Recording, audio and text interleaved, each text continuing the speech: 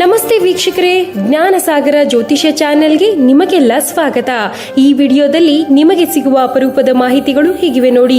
ನಾಗರ ಪಂಚಮಿಯಂದು 12 ರಾಶಿಗಳು ಯಾವ ಶಕ್ತಿಶಾಲಿ ಮಂತ್ರ ಪಠಿಸಿ ನಾಗರ ಕಲ್ಲುಗಳಿಗೆ ಹಾಲು ಎರೆಯಬೇಕು, ಇದರಿಂದ ಸಿಗುವ ಫಲಗಳೇನು, ಯಾವೆಲ್ಲ ಸರ್ಪ ಮತ್ತು ಜಾತಕದ ದೋಷಗಳು ನಿವಾರಣೆಯಾಗುತ್ತೆ, ನಾಗರ ಪಂಚಮಿಯಂದು ರಾಶಿಗಳಿಗೆ ಅನುಗುಣವಾಗಿ ಯಾವ ಬಣ್ಣದ ಹೂಗಳನ್ನು ಅರ್ಪಿಸಿ ಪೂಜಿಸಬೇಕು, ಇಂತಹ ಅಪರೂಪದ ವಿಷಯಗಳ ಬಗ್ಗೆ ವಿಡಿಯೋದಲ್ಲಿ ಮಾಹಿತಿ ನೀಡಿದ್ದೇವೆ. ಯಾವುದೇ ಕಾರಣಕ್ಕೂ ಇವುಗಳಲ್ಲಿ ಒಂದೇ ಒಂದು ಪಾಯಿಂಟ್ ಕೂಡ ಮಿಸ್ ಮಾಡ್ಕೋಬೇಡಿ.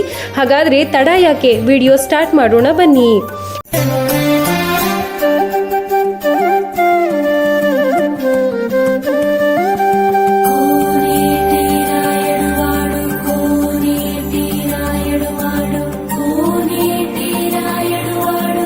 ಸಾವಿರದ 2026ರ ನಾಗರ ಪಂಚಮಿಯು ಶ್ರಾವಣ ಮಾಸದ ಅತ್ಯಂತ ಪವಿತ್ರ ಹಾಗೂ ಮಹತ್ವದ ಹಬ್ಬಗಳಲ್ಲಿ ಒಂದಾಗಿದೆ. ಈ ದಿನ ನಾಗಗಳನ್ನು ವಿಶೇಷವಾಗಿ ಪೂಜಿಸಲಾಗುತ್ತೆ.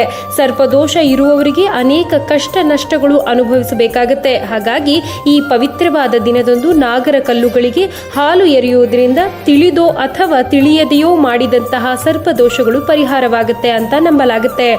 ಈ ಹಬ್ಬವು ಪ್ರತಿ ವರ್ಷ ಶ್ರಾವಣ ಮಾಸದ ಶುಕ್ಲ ಪಕ್ಷದ ಪಂಚಮಿಯಂದು ಬರುತ್ತೆ. ಈ ಹಬ್ಬವನ್ನು ಅತ್ಯಂತ ಶ್ರದ್ಧೆ, ಭಕ್ತಿ ಮತ್ತು ವಿಜೃಂಭಣೆಯಿಂದ ಆಚರಿಸಲಾಗುತ್ತೆ. ನಿಮಗಿದು ಗೊತ್ತಾ, ನಾಗರ ಪಂಚಮಿಯ ದಿನದಂದು ಮಾತ್ರ 24 ಗಂಟೆಗಳ ಕಾಲ ತೆರೆಯುವ ಒಂದು ಅಪರೂಪದ ದೇವಸ್ಥಾನವಿದೆ. ಇದು ವರ್ಷದ 364 ದಿನವೂ ಮುಚ್ಚಿರುತ್ತೆ. ಆದರೆ ಒಂದೇ ಒಂದು ದಿನ ಅಂದರೆ ನಾಗರ ಪಂಚಮಿಯಂದು ಮಾತ್ರ ಭಕ್ತರಿಗೆ ತೆರೆಯಲಾಗುತ್ತೆ. ಇಂತಹ ಅಪರೂಪದ ಆಲಯವು ಮಧ್ಯಪ್ರದೇಶದ ಉಜ್ಜಯಿನಿಯ ಮಹಾಕಾಳೇಶ್ವರ ಜ್ಯೋತಿರ್ಲಿಂಗ ದೇವಸ್ಥಾನದ 3ನೇ ಮಹಡಿಯಲ್ಲಿದೆ. ಇನ್ನು ವಿಷಯಕ್ಕೆ ಬಂದರೆ, ಈ ದಿನದಂದು ನಾಗದೇವತೆಯನ್ನು ಪೂಜಿಸೋದು, ನಾಗರ ಕಲ್ಲಿಗೆ ಹಾಲನ್ನು ಎರೆಯೋದು, ನಾಗರ ಹುತ್ತಕ್ಕೆ ಪೂಜೆ ಸಲ್ಲಿಸೋದು ಹಿಂದೂ ಧರ್ಮದ ಪ್ರಮುಖ ಸಂಪ್ರದಾಯವಾಗಿದೆ. ಜ್ಯೋತಿಷ್ಯ ಶಾಸ್ತ್ರ ಮತ್ತು ಹಿಂದೂ ಧರ್ಮದ ಪ್ರಕಾರ ನಾಗರ ಪಂಚಮಿಯ ದಿನದಂದು ನಾಗಾರಾಧನೆ ಮಾಡೋದ್ರಿಂದ ಜಾತಕದಲ್ಲಿರುವ ಸರ್ಪದೋಷ, ಕಾಳಸರ್ಪದೋಷ ಮತ್ತು ರಾಹುಕೇತುಗಳ ದೋಷಗಳು ದೂರವಾಗುತ್ತೆ. ಬಹುತೇಕರ ಜಾತಕದಲ್ಲಿ ಸರ್ಪಕ್ಕೆ ಸಂಬಂಧಿಸಿದ ರಾಹು ಕೇತು ದೋಷಗಳು ಇದ್ದೇ ಇರುತ್ತೆ. ಆದರೆ ಈ ಪವಿತ್ರವಾದ ದಿನದಂದು ನಿಮ್ಮ ರಾಶಿಗೆ ಅನುಗುಣವಾಗಿ ಮಂತ್ರವನ್ನು ಪಠಿಸಿ ನಾಗರ ಕಲ್ಲುಗಳಿಗೆ ಹಾಲನ್ನು ಎರೆದರೆ ಪರಿಣಾಮಕಾರಿಯಾಗಿ ಸರ್ಪದೋಷಗಳು ಪರಿಹಾರವಾಗುತ್ತೆ. ಏಕೆಂದರೆ ಪೂಜೆಗಳಿಗಿಂತ ಮಂತ್ರಗಳ ಪಠಣ ಹೆಚ್ಚು ಶಕ್ತಿಶಾಲಿಯಾದುದು. ಹಾಗಾದ್ರೆ 12 ರಾಶಿಯವರು ನಾಗರ ಪಂಚಮಿಯಂದು ಪಠಿಸಬೇಕಾದ ಶಕ್ತಿಶಾಲಿ ಮಂತ್ರಗಳು ಯಾವುವು ಅನ್ನೋದನ್ನ ಒಂದೊಂದಾಗಿ ತಿಳಿಯೋಣ ಬನ್ನಿ. ಅದಕ್ಕಿಂತ ಮೊದಲು ನಾಗರ ಪಂಚಮಿಯ ಹಿಂದಿರುವ ಪುರಾಣ ಕಥೆಯ ಬಗ್ಗೆ ಸಣ್ಣದಾಗಿ ಹೇಳ್ಬಿಡ್ತೀನಿ ಕೇಳಿ. ದ್ವಾಪರ ಯುಗದಲ್ಲಿ ಶ್ರೀಕೃಷ್ಣನು ಯಮುನಾ ನದಿಯಲ್ಲಿದ್ದ ವಿಷಕಾರಿಯಾದ ಕಾಳಿಂಗನೆಂಬ ನಾಗನನ್ನು ಮರ್ದನ ಮಾಡಿದ್ರು ಎಂಬ ವಿಷಯ ನಿಮಗೆ ತಿಳಿದಿದೆ. ಈ ಮೂಲಕ ಗೋಕುಲದ ಜನರನ್ನು ರಕ್ಷಿಸಿದ್ರು. ಆ ರಕ್ಷಿಸಿದ ದಿನವೇ ನಾಗರ ಪಂಚಮಿಯಾಗಿದೆ. ಕೃಷ್ಣನ ಆಜ್ಞೆಯಂತೆ ಕಾಳಿಂಗನು ಯಮುನಾ ನದಿಯನ್ನು ತೊರೆದು ಹೋಗ್ತಾನೆ. ಈ ವಿಜಯದ ಸಂಕೇತವಾಗಿ ನಾಗರ ಪಂಚಮಿಯನ್ನು ಆಚರಿಸಲಾಗುತ್ತೆ.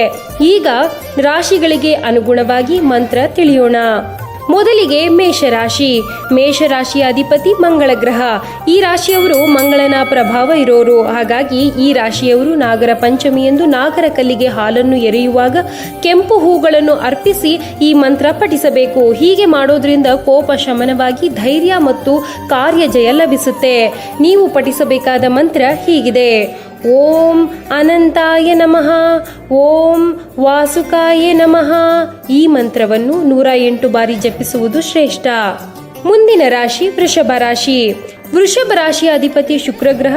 ಈ ರಾಶಿಯವರು ಶೇಷನಾಗನ ಆರಾಧನೆ ಮಾಡೋದು ಅತ್ಯಂತ ಶ್ರೇಷ್ಠ. ಹಾಗಾಗಿ ಈ ರಾಶಿಯವರು ನಾಗರ ಪಂಚಮಿಯಂದು ನಾಗರ ಕಲ್ಲಿಗೆ ಹಾಲನ್ನು ಎರೆಯುವಾಗ ಮತ್ತು ಬಿಳಿ ಹೂಗಳನ್ನು ಅರ್ಪಿಸಿ ಈ ಮಂತ್ರ ಪಠಿಸಬೇಕು. ಹೀಗೆ ಮಾಡೋದ್ರಿಂದ ಕುಟುಂಬದಲ್ಲಿ ಶಾಂತಿ ಮತ್ತು ಆರ್ಥಿಕ ಸ್ಥಿರತೆ ಲಭಿಸುತ್ತೆ.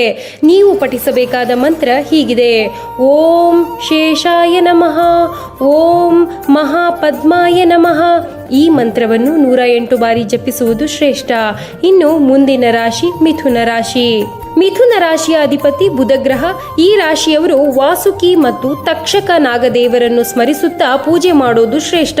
ಹಾಗಾಗಿ ಈ ರಾಶಿಯವರು ನಾಗರ ಪಂಚಮಿಯಂದು ನಾಗರ ಕಲ್ಲಿಗೆ ಹಾಲನ್ನು ಎರೆಯುವಾಗ ಗರಿಕೆಯನ್ನು ಅರ್ಪಿಸಿ ಈ ಮಂತ್ರವನ್ನು ಪಠಿಸಬೇಕು. ಹೀಗೆ ಮಾಡೋದ್ರಿಂದ ಬುದ್ಧಿಮತ್ತೆ ಹೆಚ್ಚುತ್ತೆ ಮತ್ತು ವ್ಯಾಪಾರ ವಹಿವಾಟುಗಳಲ್ಲಿ ಲಾಭವಾಗುತ್ತೆ. ನೀವು ಪಠಿಸಬೇಕಾದ ಮಂತ್ರ ಹೀಗಿದೆ: ಓಂ ತಕ್ಷಕಾಯ ನಮಃ, ಓಂ ಪಿಂಗಲಾಯ ನಮಃ. ಈ ಮಂತ್ರ ಮಂತ್ರವನ್ನು 108 ಬಾರಿ ಜಪಿಸುವುದು ಶ್ರೇಷ್ಠ. ಇನ್ನು ಮುಂದಿನ ರಾಶಿ ಕಟಕ ರಾಶಿ. ಕಟಕ ರಾಶಿಯ ಅಧಿಪತಿ ಚಂದ್ರ. ಈ ರಾಶಿಯವರು ಪದ್ಮನಾಗನ ಆರಾಧನೆ ಮಾಡೋದು ಮಂಗಳಕರ. ಚಂದ್ರನ ದೋಷಗಳನ್ನು ನಿವಾರಿಸಲು ಈ ಪೂಜೆ ನೆರವಾಗುತ್ತೆ. ಈ ರಾಶಿಯವರು ನಾಗರ ಪಂಚಮಿಯಂದು ನಾಗರ ಕಲ್ಲಿಗೆ ಹಾಲನ್ನು ಎರೆಯುವಾಗ ಬಿಳಿ ಹೂವನ್ನು ಅರ್ಪಿಸಿ. ಇದರಿಂದ ಮನೋಕಾಮನೆಗಳು ಪೂರ್ಣಗೊಳ್ಳುತ್ತೆ. ಹಾಗಾಗಿ ಮಾನಸಿಕ ಶಾಂತಿ ಕೂಡ ಸಿಗುತ್ತೆ. ನೀವು ಪಠಿಸಬೇಕಾದ ಮಂತ್ರ ಹೀಗಿದೆ: ಓಂ ಪದ್ಮಾಯ ನಮಃ, ಓಂ ಶಂಖಪಾಲಾಯ ನಮಃ. ಈ ಮಂತ್ರವನ್ನು 108 ಬಾರಿ ಜಪಿಸುವುದು ಶ್ರೇಷ್ಠ.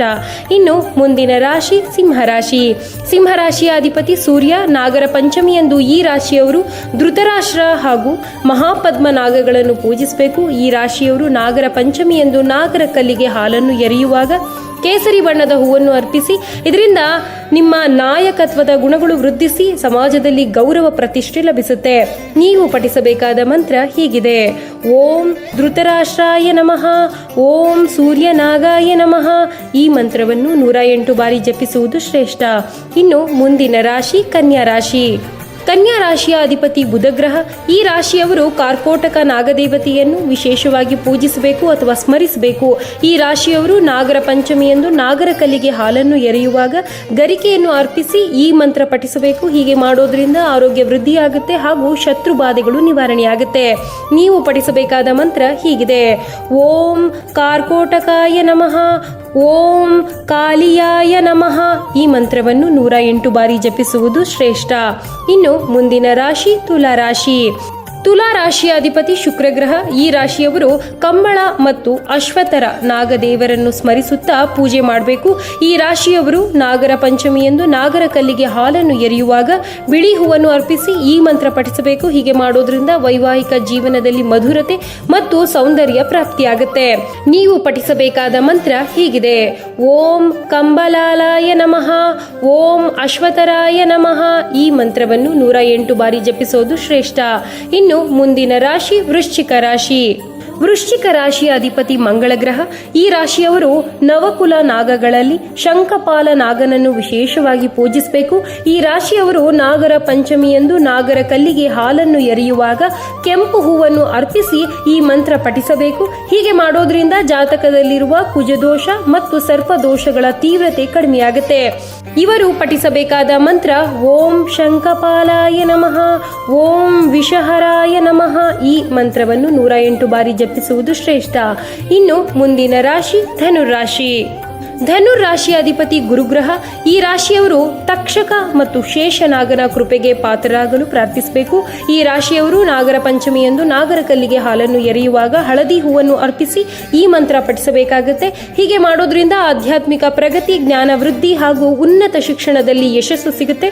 ಇವರು ಪಠಿಸಬೇಕಾದ ಮಂತ್ರ ಹೀಗಿದೆ: ಓಂ ತಕ್ಷಕಾಯ ನಮಃ, ಓಂ ದೇವನಾಗಾಯ ನಮಃ. ಈ ಮಂತ್ರವನ್ನು 108 ಬಾರಿ ಜಪಿಸುವುದು ಶ್ರೇಷ್ಠ. ಇನ್ನು ಮುಂದಿನ ರಾಶಿ ಮಕರ ರಾಶಿ. ಮಕರ ರಾಶಿಯ ಅಧಿಪತಿ ಶನಿಗ್ರಹ. ಈ ರಾಶಿಯವರು ಕಾಲಿಯ ನಾಗನನ್ನು ಸ್ಮರಿಸುತ್ತಾ ಪೂಜೆ ಮಾಡೋದು ಅತ್ಯಂತ ಶ್ರೇಷ್ಠ. ಈ ರಾಶಿಯವರು ನಾಗರ ಪಂಚಮಿಯಂದು ನಾಗರ ಕಲ್ಲಿಗೆ ಹಾಲನ್ನು ಎರೆಯುವಾಗ ನೀಲಿ ಹೂವನ್ನು ಅರ್ಪಿಸಿ ಈ ಮಂತ್ರ ಪಠಿಸಬೇಕಾಗುತ್ತೆ. ಹೀಗೆ ಮಾಡೋದ್ರಿಂದ ಶನಿ ದೋಷಗಳು, 7 ಶನಿ ಪ್ರಭಾವ ಮತ್ತು ಕಾರ್ಯದಲ್ಲಾಗುವ ವಿಳಂಬಗಳು ನಿವಾರಣೆಯಾಗುತ್ತೆ. ಇನ್ನು ಇವರು ಪಠಿಸಬೇಕಾದ ಮಂತ್ರ ಹೀಗಿದೆ: ಓಂ ಕಾಲಿಯಾಯ ನಮಃ, ಓಂ ಶನಿಪ್ರಿಯ ನಾಗಾಯ ನಮಃ. ಈ ಮಂತ್ರವನ್ನು 108 ಬಾರಿ ಜಪಿಸುವುದು ಶ್ರೇಷ್ಠ. ಇನ್ನು ಕುಂಭರಾಶಿ. ಕುಂಭರಾಶಿಯ ಅಧಿಪತಿ ಕೂಡ ಶನಿಗ್ರಹ. ಈ ರಾಶಿಯವರು ನೀಲನಾಗ ಹಾಗೂ ನಾಗರಾಜನನ್ನು ಮನಸ್ಸಿನಲ್ಲಿ ಧ್ಯಾನಿಸುತ್ತಾ ಹಾಲು ಎರೆಯಬೇಕು. ಈ ರಾಶಿಯವರು ನಾಗರ ಪಂಚಮಿಯಂದು ನಾಗರ ಕಲ್ಲಿಗೆ ಹಾಲನ್ನು ಎರೆಯುವಾಗ ನೀಲಿ ಹೂವನ್ನು ಅರ್ಪಿಸಿ ಈ ಮಂತ್ರ ಪಠಿಸಬೇಕಾಗುತ್ತೆ. ಹೀಗೆ ಮಾಡೋದ್ರಿಂದ ಇವರಿಗೂ ಸಹ ಶನಿ ದೋಷಗಳು, 7 ಶನಿ ಪ್ರಭಾವ ಮತ್ತು ಕಾರ್ಯದಲ್ಲಾಗುವ ವಿಳಂಬಗಳು ನಿವಾರಣೆಯಾಗುತ್ತೆ. ಇವರು ಪಠಿಸಬೇಕಾದ ಮಂತ್ರ ಹೀಗಿದೆ: ಓಂ ನೀಲನಾಗಾಯ ನಮಃ, ಓಂ ಮಹಾನಾಗಾಯ ನಮಃ. ಈ ಮಂತ್ರವನ್ನು 108 ಬಾರಿ ಜಪಿಸುವುದು ಶ್ರೇಷ್ಠ.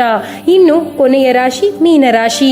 ಮೀನರಾಶಿಯ ಅಧಿಪತಿ ಗುರುಗ್ರಹ. ಈ ರಾಶಿಯವರು ಅನಂತ ಮತ್ತು ಪದ್ಮನಾಗ ದೇವರನ್ನು ಪೂಜಿಸೋದು ನವಗ್ರಹ ದೋಷ ನಿವಾರಣೆಗೆ ಪೂರಕ.